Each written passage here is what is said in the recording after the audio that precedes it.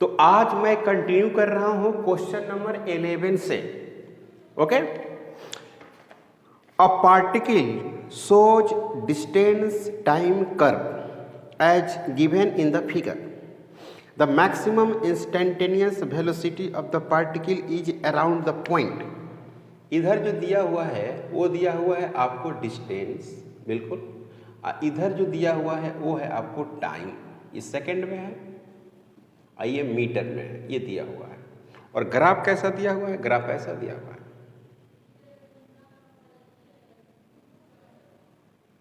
इस तरह से दिया हुआ ग्राफ, ऐसे ग्राफ है। तो एक तो आपको यहीं पे है, बिल्कुल, एक यहाँ पर है, बिल्कुल, और एक जो है यहाँ पे है C, और एक आपको यहाँ पे है D। ठीक है, तो आपको पता है कि स्लोप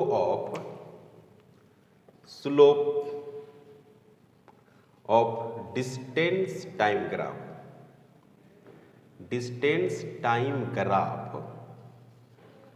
gives out स्पीड।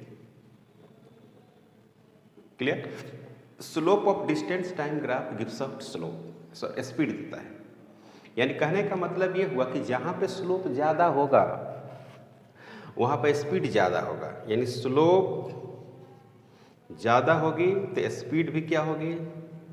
ज्यादा होगी, या इंस्टेंटेनियस स्पीड कहिए, दोनों एक ही बात हुआ।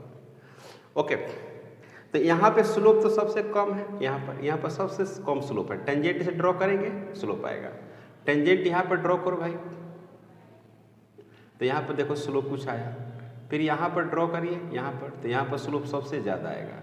और यहाँ पर ड्रॉ करिए, है ना, यहाँ पर ऐसे टेंजेंट ड्रॉ करिएगा तो सबसे कम स्लोप यहाँ पे भी आएगा। ओके, मतलब कहने का मतलब ये हुआ कि अगर डिस्टेंस इधर है और टाइम इधर है, समझे, इधर क्या है? टाइम। तो इस तरह से अगर आप ग्राफ कर रहे हैं, ऐसे ग्राफ कर रहे हैं, देखिए ऐसे, तो ऐसे टेंजेंट ड्रॉ करो, ऐसे, फिर ऐसे, ठीक है, ऐसे, फिर ऐसे, फिर ऐसे। तो देखो एक है, एक ये है, एक ये है, तो सबसे ज़्यादा यहाँ है, फिर यहाँ है, फिर यहाँ है ना, ये एंगल है।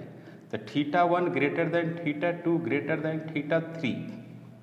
तो इसमें क्या है? इसमें स्पीड लगातार मतलब कि घट रही है। स्पीड क्या हो रही है? घट रही है, क्योंकि स्लोप क्या हो रही है? घट रही है।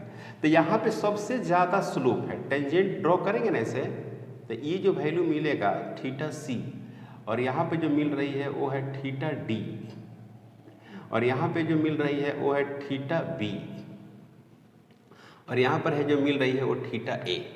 यहाँ पर क्या है? θa। तो स्लोप जो है सबसे ज़्यादा स्लोप है θc का, है ना, सबसे ज़्यादा है। उसके बाद क्या है? θb का। उसके बाद क्या है? θd का। उसके कम, सबसे कम किसका है? θa का। तो सबसे होगा vc का स्पीड होगा, उसके बाद vb का होगा, उसके बाद vd का होगा, उसके बाद va का होगा। समझ में आया? तो मैक्सिमम जो स्पीड होगा, मैक्सिमम स्पीड एट सी के पास सबसे ज़्यादा स्पीड होगा। समझे? क्यों? क्योंकि डिस्टेंस टाइम ग्राफ में स्लोप सबसे ज़्यादा कहाँ मिल रही है? सी पे मिल रही है। क्लियर? हटाते हैं भाई, बहुत सिंपल क्वेश्चन है।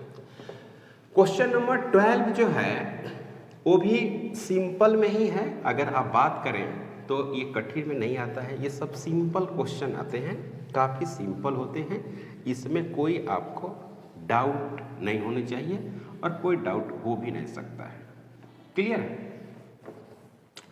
तो क्वेश्चन नंबर आप 12 को देखो। The position of particle with respect to time t along x axis is given by x is equal to 9t square minus tq, where x is in meter, t in second. What will be the positions of the particles when it achieves the maximum speed along the positive direction of the x axis? Question number 12 ऐसा है कि आपको x is equal to दिया हुआ है 9t का square minus T Q, ऐसे दिया हुआ। तो इसको सबसे पहला काम ये करना है कि dx अपन आपको dt करना है, सबसे पहला काम।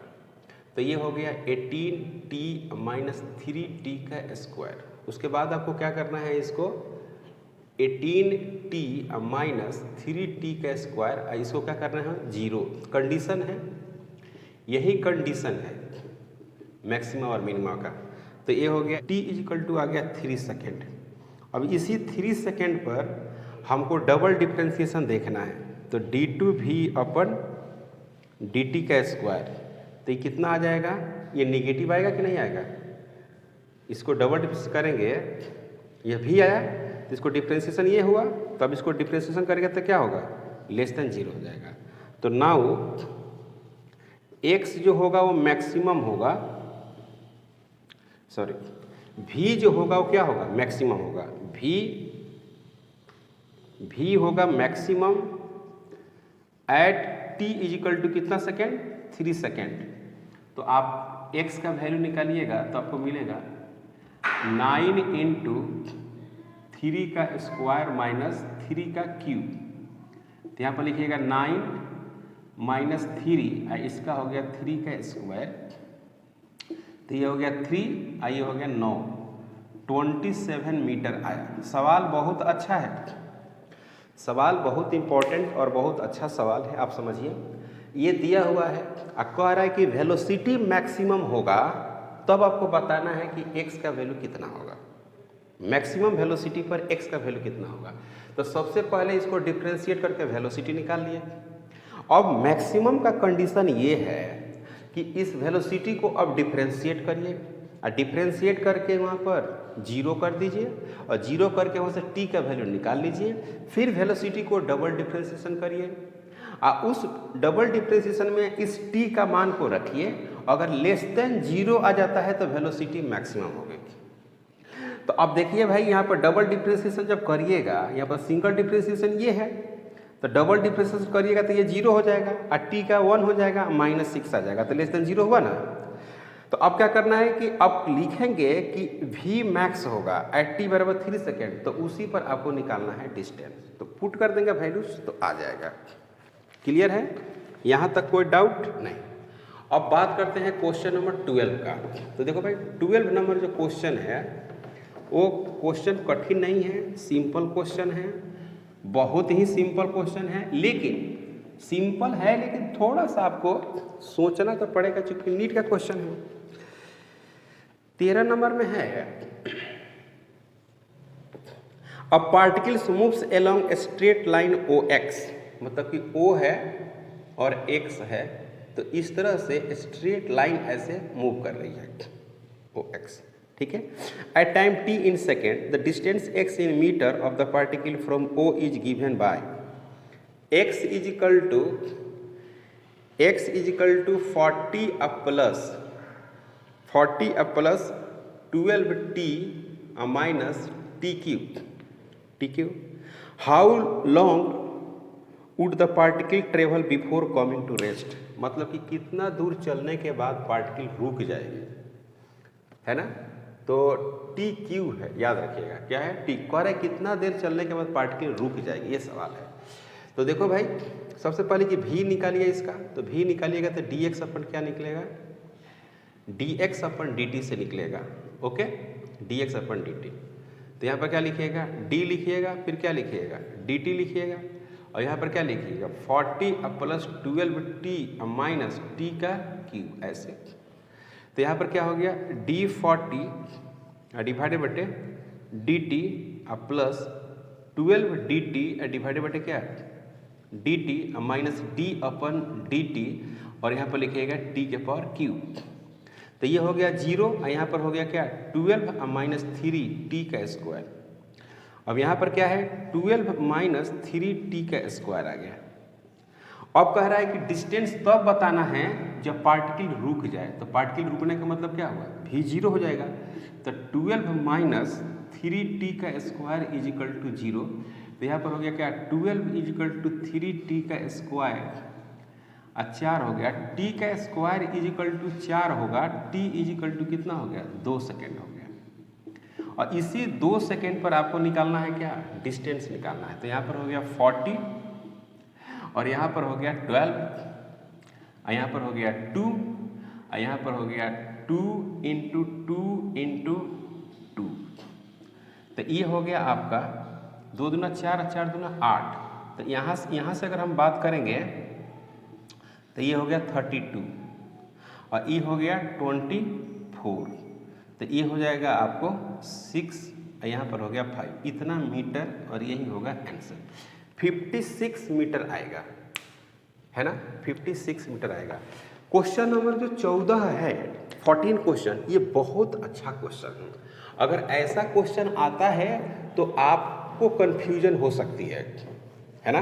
अगर इस क्वेश्चन को बना लेते हैं और इसको समझ जाते हैं तो आप समझिए कि काइनेमेटिक्स में आप अच्छा करेंगे। इस टाइप का अगर क्वेश्चन सोल्व करके जाते हैं तो, क्योंकि ऐसा क्वेश्चन हमेशा पूछता है, और जब पूछता है तो बच्चों को कन्फ्यूजन बहुत ज़्यादा होती है, बहुत ज़्यादा कन्फ्यूजन रहती है। क्वेश्चन को मैं पहले पढ़ता हूँ। 14 नंबर है, the displacement X of particle varies with time T, X is equal to, आपको दिया हुआ है, where A B alpha beta are positive constant, the velocity of the particle will be. क्या कह रहा है देखना, X is equal to A E के पावर माइनस अल्फा टी अब प्लस बी ई के पावर बीटा टी, ऐसे। और लिखा हुआ है कि ए बी मतलब small A small B comma alpha and beta are positive constant, are positive constant, ठीक है ना। The velocity of the particle will be, मतलब उसमें आपको वेलोसिटी दिया हुआ है और उसमें आपको ऑप्शन दिया हुआ है, मतलब एक एक ऑप्शन को आपको क्या करना होगा, चेक करना होगा। तो सबसे पहले वेलोसिटी के लिए हम लोग को क्या करना पड़ेगा, dx अपन dt तो करना ही होगा, ओके। अब इसमें देखिए कि d अपन dt अगर यहाँ पर लिखते हैं और x का वैल्यू क्या है बच्चों, a e के power minus alpha T plus b e के पावर बीटा इंटू टी, ऐसे लिखते हैं। तो फिर इसको अगर ऐसा लिखें तो a और d अपन dt लिख सकते हैं और e के पावर माइनस अल्फा टी लिख सकते हैं प्लस फिर b लिख सकते हैं और d अपन यहाँ पर लिखेंगे क्या, d अपन dt, इसको हटा दीजिए, कोई मतलब नहीं है ना। और यहाँ पर लिखेंगे क्या, e के पावर बीटा t लिखेंगे, ओके।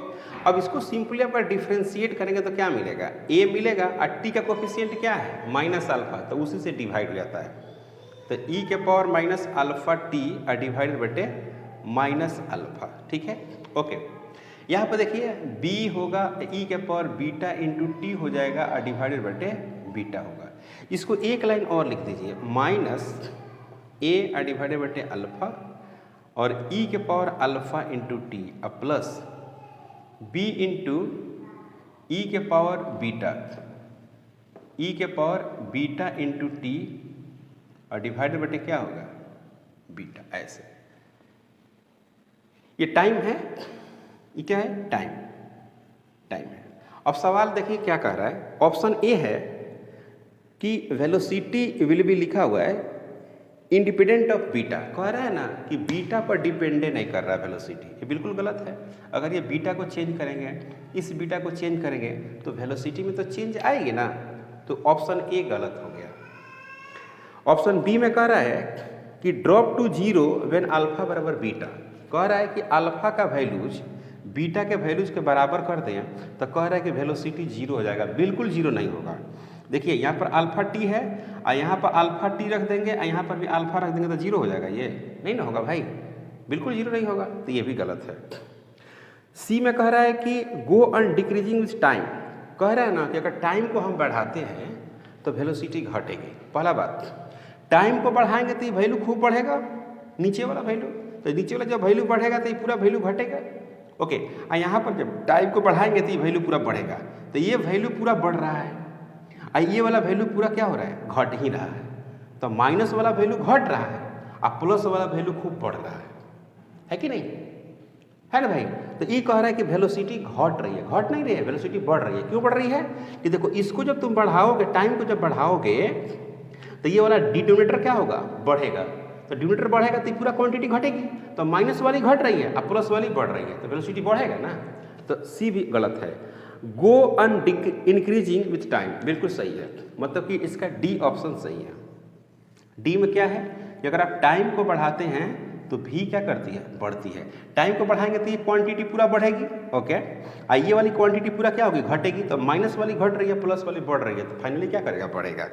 ये समझ में आया आपको? तो ये काफ़ी अच्छा सवाल था, इसमें कोई डाउट नहीं होना चाहिए। क्वेश्चन नंबर 15, क्वेश्चन नंबर 15 काफ़ी आसान है, इसमें कुछ है ही नहीं, ग्राफ है। ऐसा ही क्वेश्चन अभी नेक्स्ट सोल्व किए थे, जो क्वेश्चन नंबर 11 था वो सेम क्वेश्चन नंबर 15 जैसा है, 11 और 15 एक जैसा है। क्लियर? तो देखो भाई 15 नंबर देखिए, ग्राफ है, इधर दिया हुआ है डिस्प्लेसमेंट, मतलब कि एस मीटर में है, और इधर क्या दिया है बच्चों, टी, और टी किस में है, सेकेंड है। और ग्राफ कुछ ऐसा है, ऐसा है। तो एक तो यहाँ पर है एफ जिसको बोलते हैं, एक यहाँ पर है जिसको ई बोलते हैं, एक यहाँ पर है जिसको सी बोल रहे हैं, और एक यहाँ पर है जिसको डी बोल रहे हैं। तो कह रहे हैं कि the displacement time graph of a moving particle as on the figure, the instantaneous velocity of the particle in negative. तो कह रहे हैं कि निगेटिव कहाँ पे है, तो देखो स्लोप जो होगा, स्लोप अगर निगेटिव होता है तो वेलोसिटी भी क्या हो जाएगा, निगेटिव होगा, पहली बात, वो भी निगेटिव होगा। अब टैन जो थीटा है, टैन वो 90 प्लस जो थीटा आता है वो निगेटिव आता है, पहली बात। तो यहाँ पर अगर टेंजेंट लेते हैं तो ये लाइन, ये थीटा 90 से कम है, यहाँ पर थीटा क्या है, 0 है, यहाँ पर थीटा भी क्या है, 90 से कम है, और यहाँ पे जो थीटा आप लेते हैं तो ऐसे लीजिएगा, तो ये क्या होगा, 90 प्लस थीटा है। तो जो भी ई है उसी की वेलोसिटी क्या होगी, निगेटिव होगी। ये हो गया आंसर, और ऑप्शन जो है आपका ए है, ए में ई दिया हुआ है। अब देखो यहाँ पर कह रहा है 16 में कि which of the following curve does not represent motion in one dimension, मतलब कौन जो है ना मोशन इन वन डायमेंशन को नहीं बता रहा है, मतलब कि 2 डायमेंशनल जैसा है। तो देखिए ए ग्राफ में है, ऐसा है, ऐसा, ये हो गया भी, ये हो गया क्या, टी। तो ऐसे जा रही है और ऐसे आ रही है, मतलब उसका एक बार वेलोसिटी बढ़ रही है, फिर क्या हो रही है, घट रही है, तो ये मोशन इन स्ट्रेट लाइन हो गया, ठीक है। बी में देखिए, बी में इधर वेलोसिटी है, इधर वेलोसिटी, और इधर क्या है, टाइम। इसमें देखिए क्या हो रहा है, यहाँ पर एक अगर लीजिएगा तो इसका एक ही टाइम पर कितना मिल रहा है, 2 वेलोसिटी मिल रहा है, अगर ऐसे चल रही है तो एक इधर वेलोसिटी और एक इधर वेलोसिटी। तो ये गलत है, पहली बात ये ग्राफ है, गलत है, ये ग्राफ सही है ही नहीं, ठीक है। तीसरा में है कि ये जो है इंक्रीजिंग है, माने कि भी है, तो ऐसे ये ग्राफ है, ये इंक्रीजिंग है। और डी में है ना, डी में, डी जो है 1 डायमेंशनल नहीं है, इसका वेलोसिटी क्या हो रही है, मतलब कि एक्स में भी जा रही है, माइनस एक्स में भी जा रही है, ऐसे,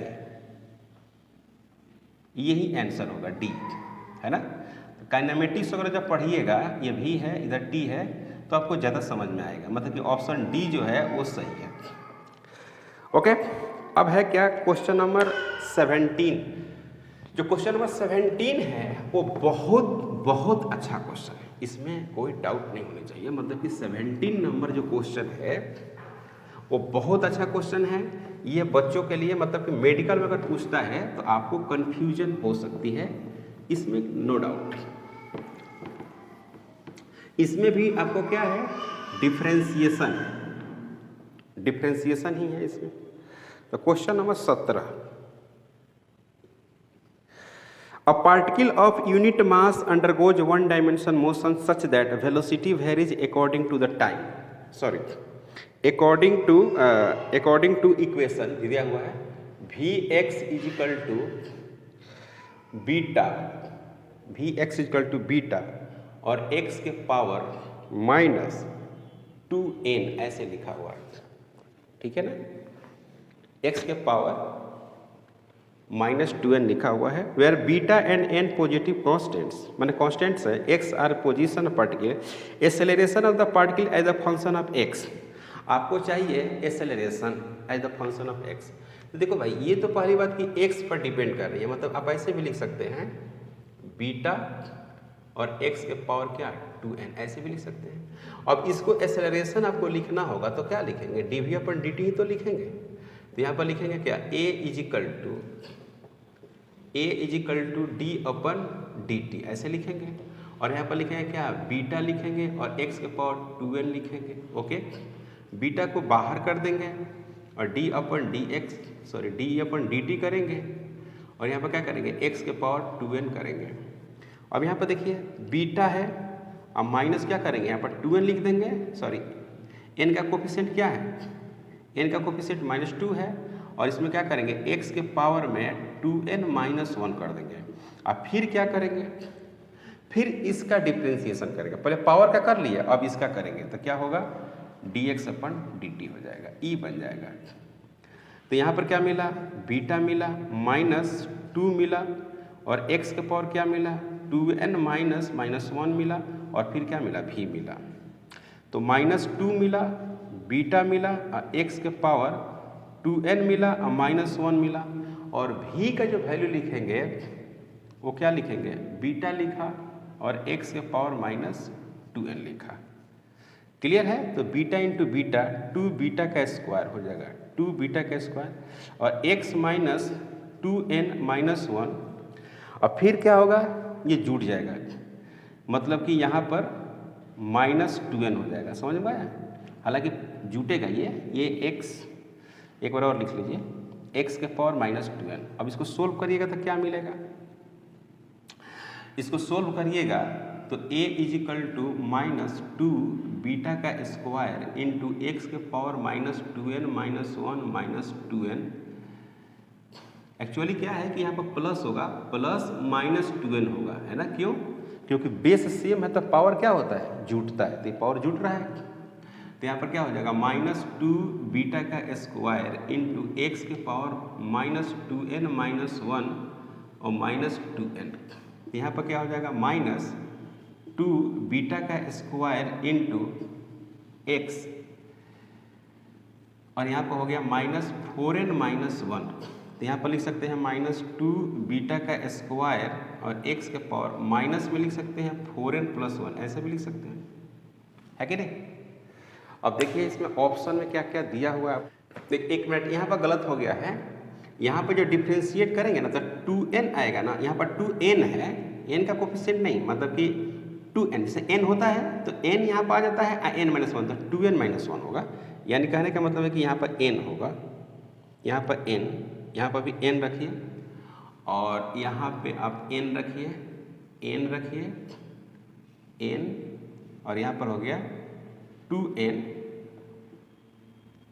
तो ऑप्शन में आपको इतना नहीं है, इतने हैं यहाँ ऑप्शन में, यही है ऑप्शन, और ऑप्शन है आपको डी। क्लियर, यहाँ तक कोई डाउट, ओके। अब क्वेश्चन नंबर 18, देखिए क्वेश्चन नंबर 18 पढ़ते हैं। 18 क्वेश्चन नंबर कठिन नहीं है और सिंपल है, क्योंकि कह रहा है ना कि आपको रिटार्डेशन निकालना है, रिटार्डेशन निकालना है जब वेलोसिटी क्या हो जाए, 0 हो जाए। तो 18 में the motion of particle along straight line is described by the equation x = 8 + 12t - t cube, where x is in meter t in second, the retardation of the particle when its velocity becomes 0। मतलब कि retardation निकालना है तो पहले velocity को 0 करते हैं, तो v = क्या लिखेंगे बच्चों, dx/dt। तो यहाँ पर v लिखेंगे, यहाँ पर 0 लिखेंगे, फिर 12 लिखेंगे और -3t का स्क्वायर लिख देंगे। को डाउट नहीं। तो अब इसको क्या करना है, 0 अकॉर्डिंग टू क्वेश्चन। तो यहाँ पर हो गया 12 - 3t² = 0, तो 12 = 3t का स्क्वायर, तो ये हो गया 4, तो t² = 4 हो गया, तो t = 2 सेकेंड हो गया। अब आपको v जो दिया हुआ है वो 12 - 3t का स्क्वायर है। क्लियर। तो अब हमको क्या निकालना है, एक्सेलरेशन निकालना है। तो एक्सेलरेशन बराबर क्या होगा, dv अपन dt हो जाएगी। तो a is equal to a, इसका तो 0 हो जाएगा, -6t हो जाएगा। तो यहाँ पर हो जाएगा -6 और t के बदले क्या लिखेंगे 2, तो ये आ गया 12 मीटर पर सेकेंड स्क्वायर। तो माइनस में, तो इसको बोलते हैं एक्सेलरेशन। माइनस में जब लिखेंगे तो इसको हम क्या बोलेंगे, एक्सेलरेशन। और जब इसको हम प्लस में लिखेंगे तो नाम भी लिख देंगे, मतलब कि 12 मीटर पर सेकेंड स्क्वायर। और ये क्या है, रिटार्डेशन है। इसको क्या बोलते हैं, रिटार्डेशन। ठीक ना। अब है क्वेश्चन नंबर 19। तो क्वेश्चन नंबर 19 जो है वो कठिन नहीं है। अब पार्टिकल्स देखने में डरावना लग रहा है। अब particles moves at a distance x in t second according to the equation the acceleration of particle is proportional to। अभी कह रहा है कि जो एक्सेलरेशन है वो किसके प्रोपोर्शनल होगा। तो सबसे पहली बात कि आपको ये दिया हुआ है v इज इक्वल टू जो दिया, सॉरी x इक्वल टू जो दिया है, x इज इक्वल टू वो दिया हुआ आपको t अब प्लस 5 इसका पावर -1 दिया हुआ। तो आप इसको ऐसे भी तो लिख सकते हैं 1/t अब प्लस 5 इसका पावर 1। अब इसको जब डिफ्रेंशिएट करिएगा तो dx अपन dt मिलेगा आपको। तो अब इसको dx अपन dt मिलेगा तो इसको क्या लिखेंगे, t अब प्लस 1, इसका क्या लिखेंगे, स्क्वायर लिख देंगे। और उसके बाद क्या करते हैं पता है, इसको डिफ्रेंशिएट करते हैं 1 को। तो t अब प्लस 1 इसका पावर 1 यहाँ पर छोड़ देते हैं और 1 को डिफ्रेंशिएट करते हैं और माइनस फिर 1 को यहाँ पर छोड़कर और किसको डिफ्रेंशिएट करते हैं, डिनोमिनेटर को। तो डिनोमिनेटर क्या है, t प्लस 5 है।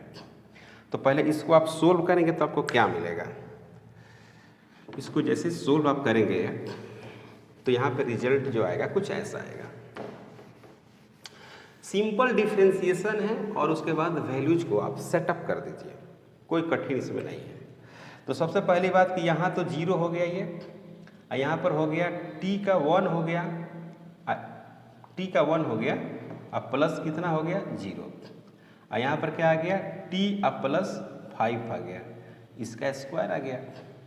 तो v जो है v वो मिल गया -1 डिवाइडेड बटे t अब प्लस 5, इसका हो गया स्क्वायर। तो सबसे पहली बात कि इतना हम लोग रखेंगे, उसके बाद फिर करेंगे इसको a, मतलब कि dv अपन dt करना है। फिर dv अपन dt करेंगे। तो dv अपन dt में क्या करना है भाई, देखो फिर नीचे में क्या करेंगे, स्क्वायर करेंगे। तो t प्लस 5 इसका स्क्वायर करना है, ओके। तो उसका स्क्वायर करने का मतलब कि पावर 4 हो जाएगा। और यहाँ पर क्या करना है, t प्लस 5 इसका स्क्वायर को यहीं छोड़ देना है, अब पहले से माइनस था, और d1 अपन dt करना है, फिर माइनस यहाँ पर माइनस छोड़ देना है, और फिर क्या करना है, d अपन dt करना है, और किसका, t प्लस 5 इसका स्क्वायर का। अब यहाँ देखिए ये पूरा 0 हो गया, ये पूरा 0 हो गया, ये माइनस माइनस क्या हो गया, प्लस हो गया। तो यहाँ पर लिखेंगे डायरेक्ट 2, इसका डिफ्रेंशिएशन करेंगे तो 2 हो जाएगा, और t प्लस क्या हो जाएगा 5 हो जाएगा, और एक घट गया तो ये बन गया। अंदर में क्या होगा, 1 होगा, फिर 0 होगा, और डिवाइडेड बटे क्या हो जाएगा, t प्लस 5, इसका पावर कितना हो जाएगा, 4 हो जाएगा। अब इसको आप सोल्व करेंगे। देखिए इस सवाल कठिन नहीं है, ये दिया हुआ है, आप इसको x से लिख सकते हैं, फिर इसको डिफ्रेंशिएट करेंगे u बटे v के टर्म में, तो आपको ऐसा आ जाएगा। ये v है तो v बराबर ऐसा आ गया, तो v बराबर माइनस ऐसे लिख सकते हैं और पावर -2 कर सकते हैं। फिर इसको डिफ्रेंशिएट करेंगे तो इसका स्क्वायर करेंगे, फिर इसको ऊपर में डिफ्रेंशिएट करके इसको मल्टीप्लाई करेंगे, फिर माइनस लिखेंगे, इसको छोड़ देंगे, फिर इसको डिफ्रेंशिएट करेंगे। ऐसा तरीका है। इसको सोल्व किया तो ऐसा आया, ये आ गया, कट जाएगा एक कट जाएगा, पावर 3 हो जाएगा, ये आ गया। अब इन दोनों से अगर हम रिलेशन निकालना चाहते हैं तो सेकेंड डिवाइडेड बटे क्या कर देते हैं, फर्स्ट करते हैं। तो a डिवाइडेड बटे b यहाँ कर दिए। तो a का वैल्यू है 2 है, और t अब प्लस कितना है 5 है, माइनस कितना है 3 है, और डिवाइडेड बटे क्या आया है आपको, आ गया यहाँ पर आया है माइनस, और यहाँ पर आया है t अब प्लस 5, इसका पावर -2। इसको ऊपर ले जाइएगा, जब आप इसको ऊपर लेकर जाइएगा तो क्या मिलेगा?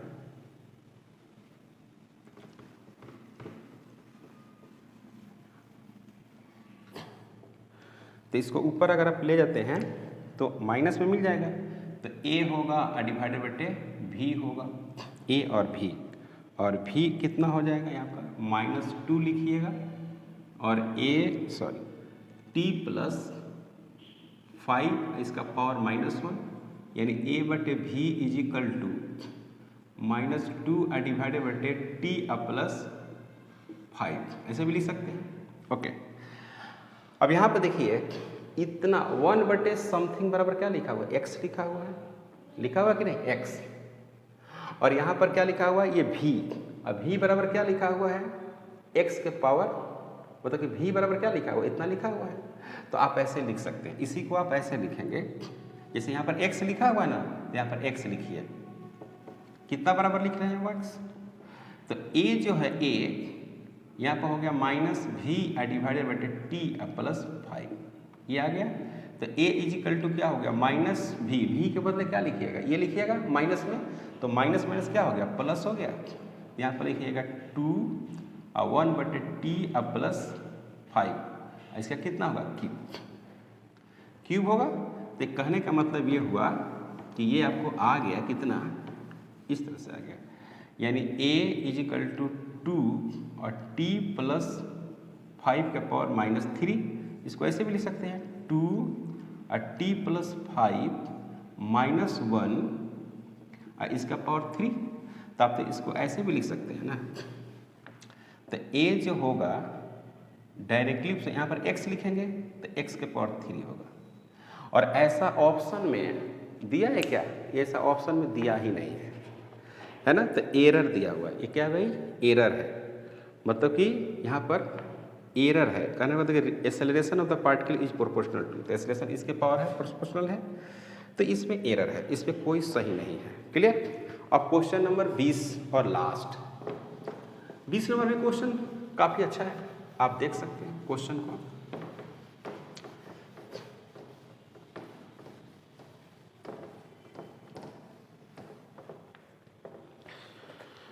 कह रहा है कि particles moving along x axis acceleration f is equal to f at a time t given by f equal to f not 1 minus t बटे capital T, where f not and t are constant, the particles at t बराबर 0 है, 0 velocity, time interval between t बराबर 0 the instant when f बराबर 0, particles velocity कितना होगा?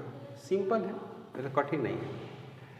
यहाँ पर कहा है कि 20 नंबर में कि ये एक्सेलरेशन है, और उसके बाद जो दिया हुआ है एफ नॉट दिया हुआ है, और फिर दिया हुआ 1 माइनस टी डिवाइडेड बटे कैपिटल टी, ऐसे टी बराबर 0 है ना, और कांस्टेंट है वहाँ पर दिया हुआ। तो यहाँ पर क्या है कि इसको क्या लिखेंगे?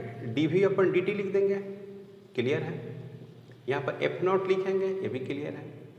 1 माइनस टी डिवाइडेड बटे कैपिटल टी, तो डी भी is equal to F not constant है, इसको बाहर कर देते हैं, और 1 माइनस स्मॉल टी बटे कैपिटल टी, और यहाँ पर क्या करते हैं डी टी, और यहाँ पर इंटीग्रेशन कर देते हैं 0 से लेकर कैपिटल टी और 0 से लेकर भी तक।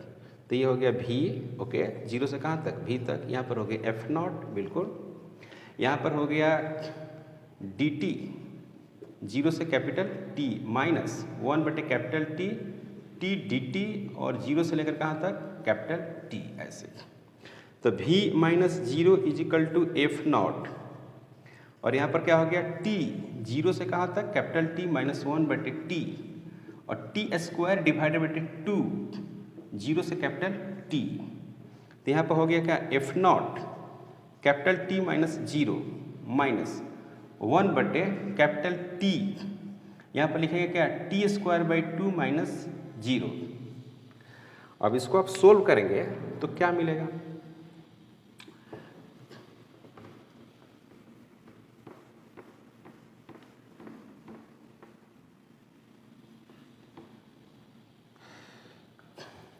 तो यहाँ से क्या होगा, एक टी से एक टी कैंसिल हो जाएगा, तो मिलेगा F not T minus T बटे 2। तो यह क्या होगा, एफ नॉट और टी बटे 2, ये हो गया भी, यही हो गया आंसर, है ना। वेरिएबल एक्सेलरेशन था तो इसीलिए इंटीग्रेशन किया था मैं। तो ऑप्शन में है 1/2 F not T square, B option में है F not T square, C option में है 1/2 एफ नॉट टी, तो यही होगा आंसर सी। तो 20 तक मैं सोल्व किया हूँ, 20 से लेकर 30 तक नेक्स्ट वीडियो में सोल्व करेंगे। अगर आप हमारे चैनल पर नए हैं प्लीज़ सब्सक्राइब करें, शेयर करें। Thank you.